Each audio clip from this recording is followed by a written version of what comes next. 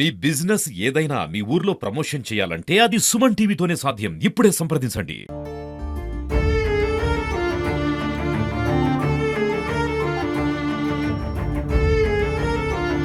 అత్యంత కన్నీటి విషాదం మధ్య తన భర్త బంటి అంత్యక్రియలు నిర్వహించిన అనంతరం వారి స్వగ్రామంలో తిరిగి వారు బంటి భార్గవి ఏదైతే కాపురం చేశారో ఆ ఇంటికైతే వాళ్ళు వచ్చేశారు సూర్యాపేటలో. ప్రస్తుతం ఆ ఇంట్లోకి వస్తూనే కన్నింటి పర్యంతమవుతుంది భార్గవి.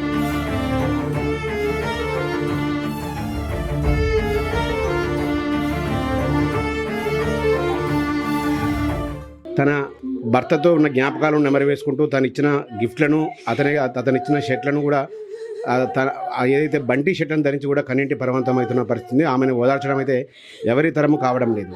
సో భార్గవితో మాట్లాడదాం. చెప్పమ్మ భార్గవి, చివరిసారిగా ఏం మాట్లాడాడు మీతో? నేను నీకు అన్నం తినిపించిన నాన్న పోయేటప్పుడు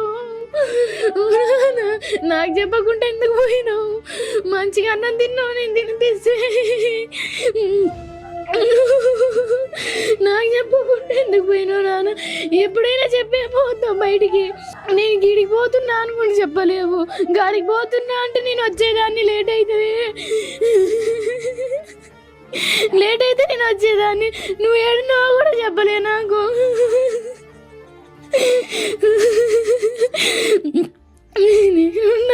చివరిసారిగా ఏం మాట్లాడాడమ్మా ఇంట్లో నుంచి వెళ్ళేటప్పుడు? నాన్న నీకు ఐఫోన్ తెస్తా, నేను సాయంత్రం కొనిస్తా అని చెప్పిన. సాయంత్రం నేను కొనిస్తా ఫోన్ నీకు, నేను వస్తామన్నమాట అని చెప్పిన. మధ్యాహ్నం చెప్తే ఇక నాన్న ఐఫోన్ కొనిస్తా, నేను ఇప్పుడు బయటికి పోయేది ఉంది తర్వాత అని చెప్పిన. షర్ట్ వేసుకోరు కదమ్మా, ఇది బంటి షర్ట్ ఇష్టమా? బంటికి మీరు బంటి మొన్ననే వేసుకుండేది.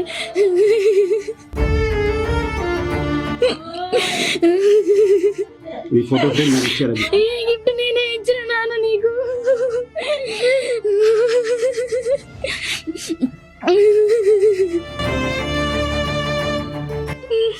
ఇది భార్గవి అయితే తన భర్త బంటితో జ్ఞాపకాలు నెమరవేసుకుంటూ కన్నీరు మున్నీరు అవుతున్న పరిస్థితి ఉంది.